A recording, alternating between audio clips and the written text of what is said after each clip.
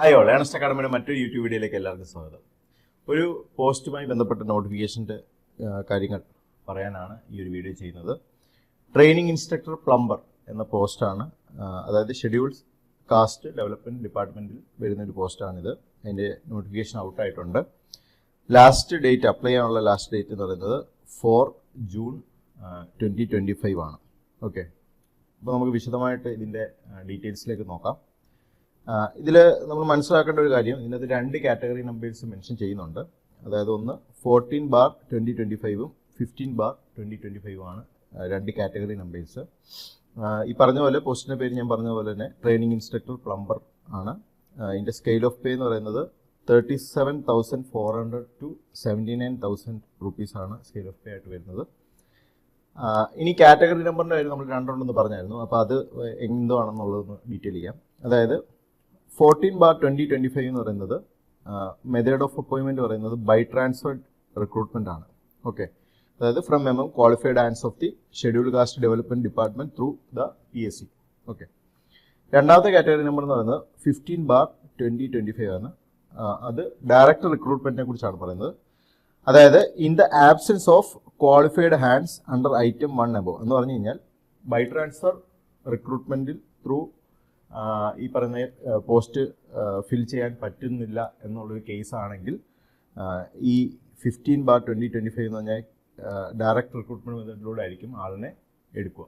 Okay, അപ്പോൾ അതാണ് അതിലുള്ള വ്യത്യാസം. അതായത് മെയിനായിട്ട് ഇത് ബൈ ട്രാൻസ്ഫർ റിക്രൂട്ട്മെൻറ്റ് ത്രൂ വരുന്നൊരു പോസ്റ്റ് ആണെങ്കിൽ പോലും അതിൽ ആളില്ല എന്നുണ്ടെങ്കിൽ, ആ ഒരു പോസ്റ്റ് ബൈ ട്രാൻസ്ഫർ വഴി റിക്രൂട്ട് ചെയ്യാൻ ആളില്ല എന്നുണ്ടെങ്കിൽ ഡയറക്റ്റ് റിക്രൂട്ട്മെൻറ്റിലൂടെ ആയിരിക്കും ആളിനെ എടുക്കുക. അതായത് പറഞ്ഞു തന്ന ഇത്രയേ ഉള്ളൂ.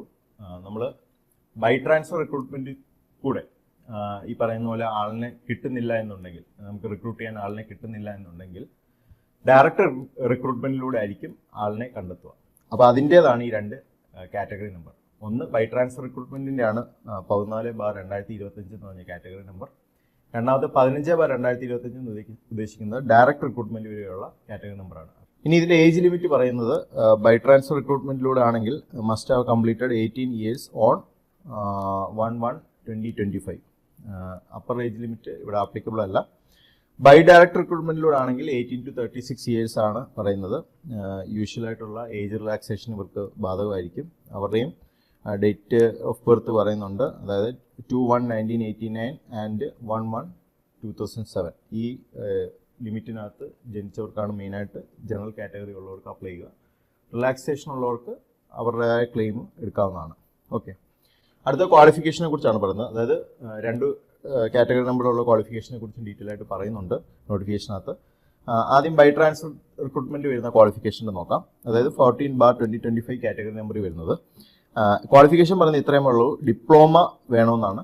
ഏതൊക്കെ ബ്രാഞ്ചസ് എന്നും മെൻഷൻ ചെയ്യുന്നുണ്ട്. സിവിൽ എടുക്കാം, അതുപോലെ തന്നെ മെക്കാനിക്കൽ ഉള്ളവർക്ക് അപ്ലൈ ചെയ്യാം. Automobile, electrical, electronics, textile technology, textile designing, fashion technology, അല്ലെങ്കിൽ അതുമായിട്ട് ബന്ധപ്പെട്ട് വരുന്ന ഇക്വലൻറ്റ്, ഇത്രയും ബ്രാഞ്ചസിലുള്ള ഡിപ്ലോമയാണ് പറയുന്ന ക്വാളിഫിക്കേഷൻ ബൈ ട്രാൻസ്ഫർ റിക്രൂട്ട്മെൻറ്റ് ഉള്ളവർക്ക്. ഇനി ബൈ ഡയറക്റ്റ് റിക്രൂട്ട്മെൻ്റ് ആണ് വരുന്നതെങ്കിൽ, അതായത് കാറ്റഗറി നമ്പർ 15/2025 ആണ് വരുന്നതെങ്കിൽ 3 years diploma in engineering in the related trade from polytechnic approved by the government of Kerala or its equivalent. അതാണ് പറയുന്നത്. ഓക്കെ, 3 years ഡിപ്ലോമയുടെ കാര്യമാണ് പറയുന്നത്.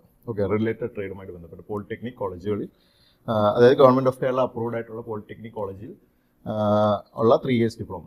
ഓക്കെ, ഇനി ലാസ്റ്റ് എക്സാമിൻ്റെ ഡീറ്റെയിൽസ് ഒന്ന് നോക്കാം. കാറ്റഗറി നമ്പർ 251/2017 അതായിരുന്നു ലാസ്റ്റ് ഇതിൻ്റെ കാറ്റഗറി നമ്പർ. ഇതിൻ്റെ rank list date of effect വന്നേക്കുന്നത് 16/11/2021 ആണ്. ഇപ്പോൾ ഓൾറെഡി ഇതിൻ്റെ 3 വർഷം കംപ്ലീറ്റ് ആയിട്ടുണ്ട്. ഇനി കട്ട് ഓഫ് എന്ന് പറയുന്നത് 78.67 ആയിരുന്നു അന്നത്തെ കട്ട് ഓഫ്. മാക്സിമം മാർക്ക് കിട്ടിയത് 86 ആയിരുന്നു. ടെസ്റ്റ് ത്രൂ ആയിരുന്നു. ഇനി എത്ര അഡ്വൈസ് ആണെന്ന് ചോദിച്ചു കഴിഞ്ഞാൽ 10 അഡ്വൈസ് ആയിരുന്നു അന്ന് നടന്നിട്ടുണ്ടായിരുന്നത്. ഓക്കെ, ഇനി എത്ര കാൻഡിഡേറ്റ്സ് ആയിരുന്നു മെയിൻ ലിസ്റ്റിൽ ഉണ്ടായിരുന്നതെന്ന് ചോദിച്ചു കഴിഞ്ഞാൽ 8 ആണ്. ഓക്കെ, അപ്പോൾ ഇതായിരുന്നു ലാസ്റ്റ് എക്സാമിൻ്റെ ഡീറ്റെയിൽസ്. അപ്പം ഈ ഒരു പോസ്റ്റിന് ക്വാളിഫൈഡ് ആയിട്ടുള്ള ആൾക്കാരുണ്ടെങ്കിൽ എത്രയും വേഗം തന്നെ അപ്ലൈ ചെയ്യുക. നല്ലൊരു പോസ്റ്റാണ്. സ്കെയിൽ ഓഫ് പേ ആണെങ്കിലും നല്ലൊരു സ്കെയിൽ ഓഫ് പേ ആണ് വരുന്നത്. അപ്പം മറ്റൊരു വീഡിയോയുമായി വരുന്നവരെ ഗുഡ് ബൈ.